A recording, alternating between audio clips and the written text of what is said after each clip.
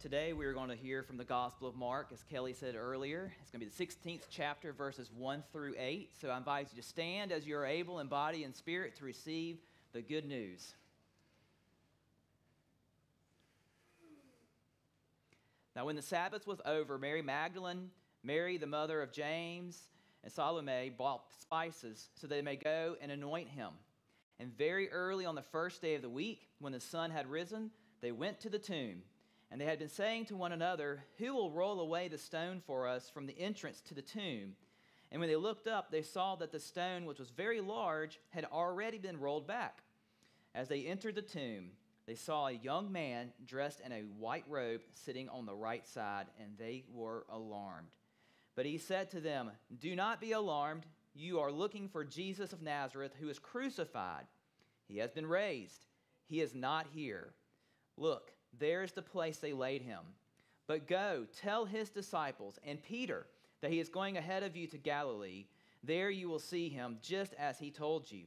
And so they went out, fled from the tomb, for terror and amazement had seized them. And they said nothing to anyone, for they were afraid.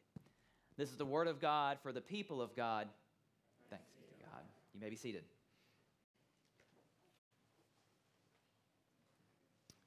Well, first off, I want to welcome everybody here to the service. I know you've been welcomed before, but it's just so glad to see everybody here looking their Sunday Easter best.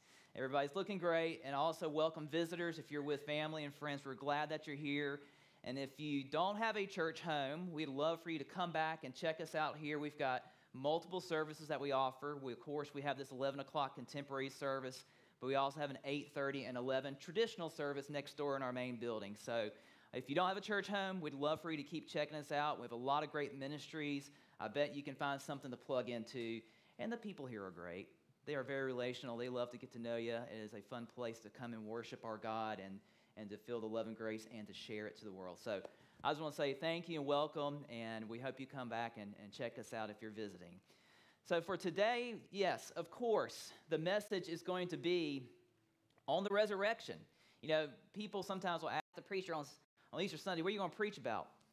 The resurrection, which is what should be preached, of course, on Easter Sunday. And we have a lot of great accounts in the Gospels of different perspectives of the empty tomb. But before we get there, because there's something about Mark's Gospel that I really appreciate, and this made me think of this. Now, this is a little ways back in 1998, like last century, okay, for some of those people.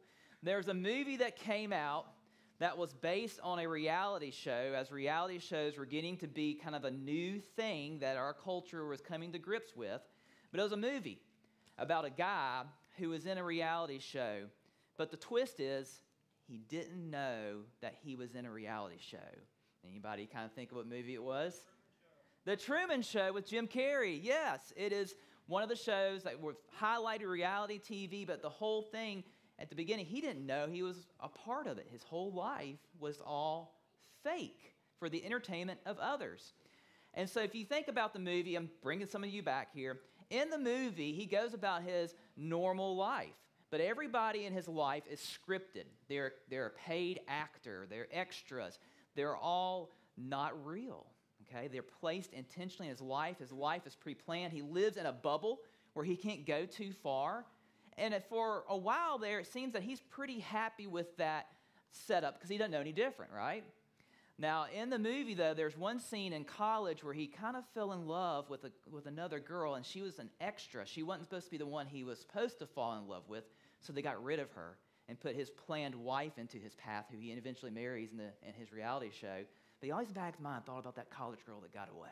And that was kind of a running theme.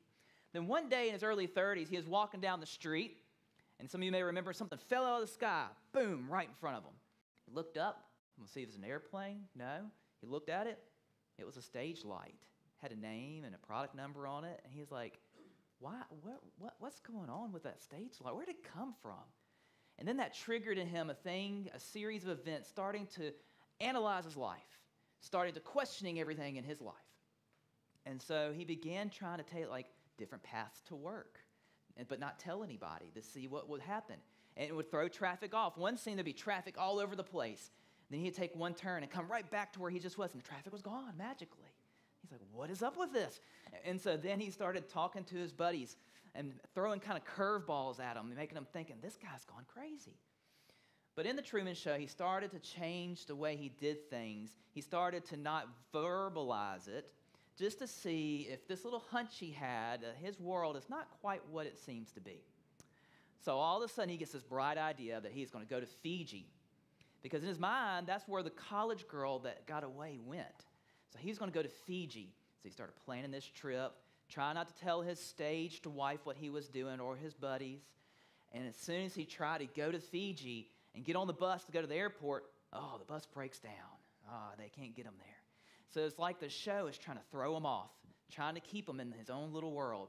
After a series of events, finally gets to a climax where he finally gets on a boat, hits the water, and was just going to sail to the end of the world. And he said, I think this is not my real life. Something is up with this. I know this is not real. It's fake. So he gets on the boat. Boat goes. Boom, hits a sky blue wall. It's the end of his set, of his stage, of his little bubble, and he's hit a wall. But he's like, but what do I do? My world's not real. I can't get out. Then the producer's voice and director's voice comes over the loud intercom in his little bubble and explains the whole thing to him. And he says, look, Truman, you are a star to millions of the world. You provide consistency and comfort to all of these people that you don't even know. You're going to have everything provided for you, basically, that you need here. But you can leave this world, or you can stay and continue to be a part of this reality show.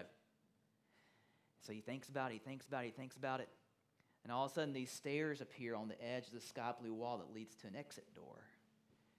And what he does, he hops on those stairs, he looks around, basically says his normal saying that he says to his neighbors as he goes about his day, good evening, good afternoon, good night, y'all. And then he goes to the door into the real world, and then boom, end scene. To me, that just killed it because I want to know what happens to Truman. Does he find his college sweetheart that they got off the set? Who's there to receive him? What's his family like? What's he doing for a job? What's happening to this guy? To me, it's like it was the cliffhanger. What happened to Truman? You know, when I read this passage, it makes me think of these movies that we all seen, not just a Truman Show, but there are a bunch of others out there, right? TV series. I think the ending of what was The Sopranos got a lot of folks thinking, what's happened? There are a lot of shows that have cliffhangers. We're like, we just want more. We just want more. But you don't get it. You don't get more. You have to sit there and think about it and come up with your own plot on how it ends. This gospel here in Mark, when you read it, the original Gospel of Mark ended at verse 8. I know on the screen there it's had some little extra words coming after that. That was because some people added more to it because they either heard more things they wanted to add to it from the other Gospels, but they just didn't like the cliffhanger ending that it left with. But I think that for us can give us something to appreciate. And so cliffhangers, either you love them or you hate them. But in this gospel passage, we have to deal with what is being said here. So let's rewind back a little bit, though. Let's rewind back to last week, all right? Last week was a pretty important day in the life of the church. We celebrated Palm Sunday. That's the day where Jesus comes into Jerusalem during Passover. That's where Rome sends Pilate. He comes in with his entourage. This big climactic scene is about to happen for Holy Week. They're in Passover with large crowds. And everybody thought Jesus was coming to lead a military revolt against Pilate and Rome, and they were ready. But everybody missed it. Jesus wasn't that type of Messiah. He's a different kind. He's going to bring a spiritual revival, not a government overthrow. And you can see as the course of the week goes on, people begin to pick up on this, that this Jesus isn't quite what we think he is.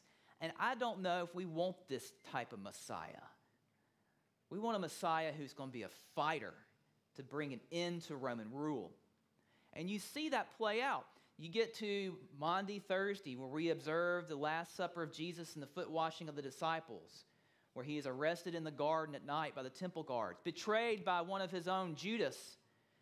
And even Judas may have thought, if I can get Jesus to be confronted with these guards, maybe he would fight back. Maybe this would start the revolt we've been wanting. Even Peter drew his sword to begin to fight as they come to the garden, and Jesus said, no, this is not the type of fight I'm fighting. It's a different kind. And they led him away and arrested him in the garden. And then you get to Good Friday, the day where he is tried, and he has the opportunity to be released. As Pilate, while he was questioning us, he was been handed over by the temple guards to Pilate.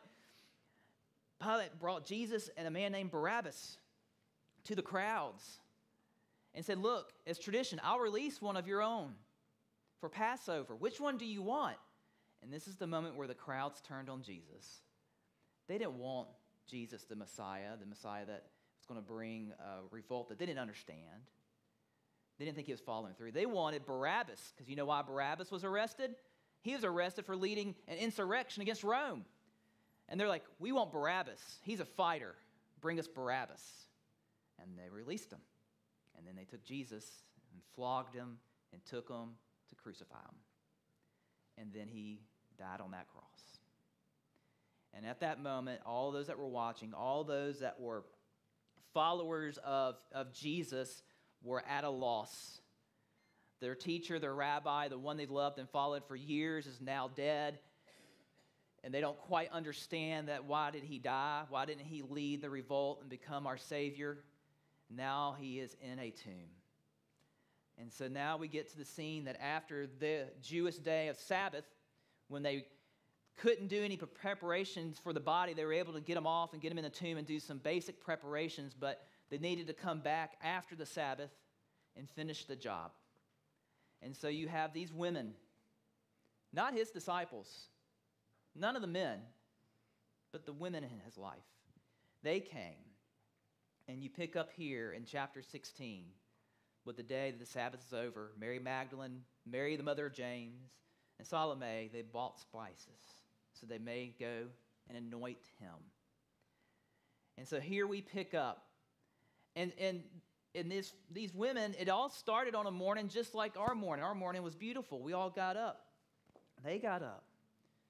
But they just didn't know what to expect. The only thing they were expecting on the way to the tomb was that stone was going to still be there, and they don't know if they were going to have any help to move the stone. That was all that they had. They've been grieving. They've been conflicted. They've been trying to figure this out over the past 24 plus hours. And they're like, oh, we just hope someone's there just to remove the stone to the tomb. They weren't expecting a resurrection. They weren't expecting to be raised from the dead. They were not expecting to find this individual in a white robe sitting there, which we know in the other Gospels was an angel of the Lord, to have said, he is risen, go and tell the others, he's going to come back and meet you in Galilee. They weren't expecting any of that. They were expecting to get there and to potentially have to struggle with moving the stone out of the way to the tomb so they can finish the respectful thing of preparing Jesus' body, his beaten and bloodied body. That's what they were expecting. And so what we know, however, is at the beginning of chapter 16, this was the beginning of the good news of the resurrection. Chapter 16 is bringing in the good news of what Jesus Christ has done for all of us, but yet they didn't know that yet as they began their day. And so as they got there, as they were walking, as they got to the tomb, they saw the stone was moved and Jesus wasn't there. Imagine the feeling that you would get when that happens, expecting to see your loved one there and they're gone. All the questions that come in your head. But luckily, there was someone there to tell them he is raised from the dead. He is raised, and he is coming, and he wants to go and see the others. Go tell them. These women became the first witnesses of the resurrection, the first bringers of good news.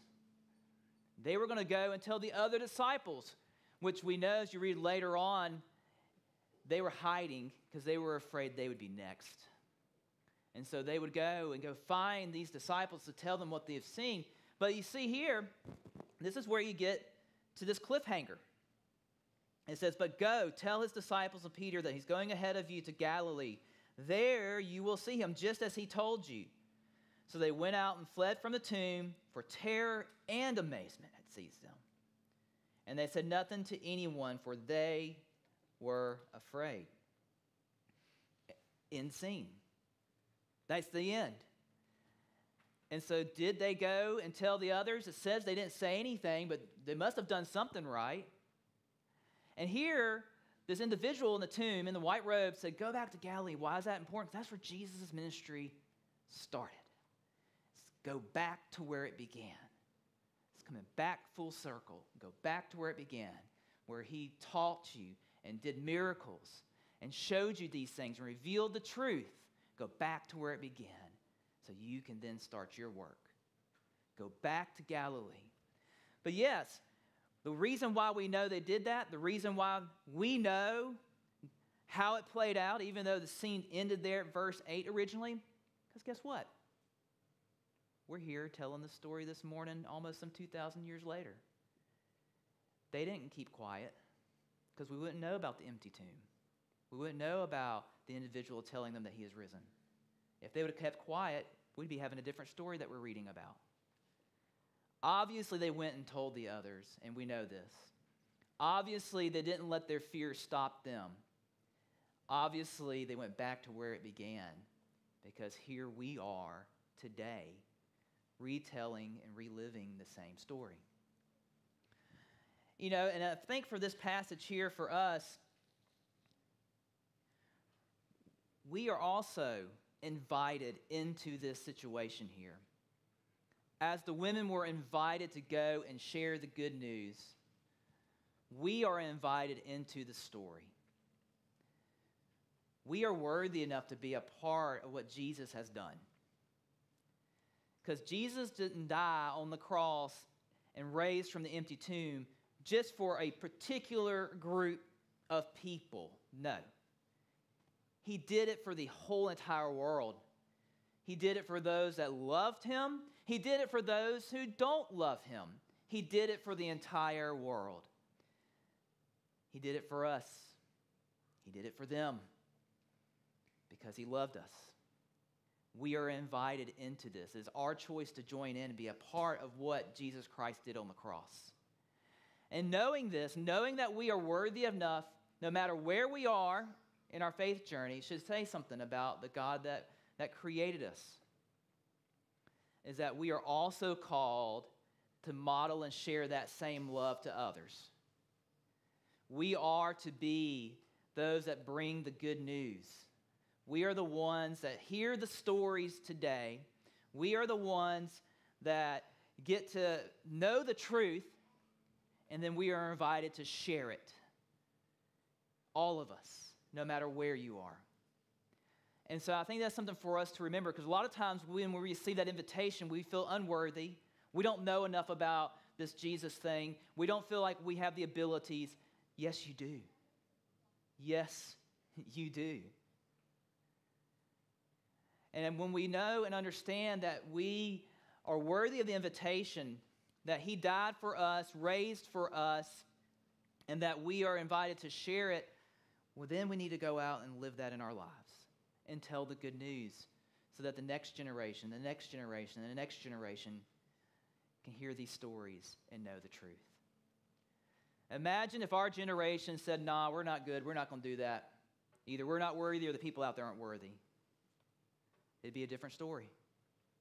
Well, God will always find a way. His preferred path is with us. His preferred path is with his creation and those that he loves. And so in this time period that we have, it can be scary. The women were terrified, yes. It was something kind of hard to process when it happened. But we know they didn't keep quiet forever. That he used those women just as he can use you and I. And so when we think back to this story, when we think back to the moment that it cut scene, you know, I kind of like that cliffhanger. I kind of like the imagery of the women coming with spices, expecting a stone to be in the way and not knowing if they can move it, and being pleasantly surprised that they don't even need to use those spices anymore. They don't even have to prepare a body anymore. It's a complete 180 than what they thought. And that's just how God works. God works in our lives in ways that we cannot expect. He can pull a 180 on us, and then when we see it at the long run, we're like, you know what? That's God's plan. And so when we see this, and the women, You can imagine what they were thinking as they were leaving there, going to the others. Just as when God knocks on our door sometimes and calls us to go and do things, we're like, do what? He wants us to do this. We're going to do that. And I think for our church as well, and other churches, that when God comes and presents something to us, that we don't need to be scared, we don't need to turn and run, that God's got a plan, and that he is inviting us as a church and us as individuals to be a part of that plan, and for the story to continue and to continue and to continue. And so today on Easter, and I know we all get excited because of the resurrection, but every Sunday is an Easter. Every Sunday is a day to worship a God and celebrate what he has done for us. And when we go about the other 6 days, we are called to be that family that goes out and share the same love and grace to a broken world. Y'all, that desperately needs to hear it. We need to be the voice that brings the truth because there's so much noise out there. So have courage, have faith, and accept the invitation. While we may not know how everything's going to end, we know that it's going to be good as long as we are following what God is calling us to be. So may we have the strength and courage to do that. May we be like the women who came to the tomb that were faithful to prepare Jesus, but were pleasantly surprised to go out and share good news. Let us pray.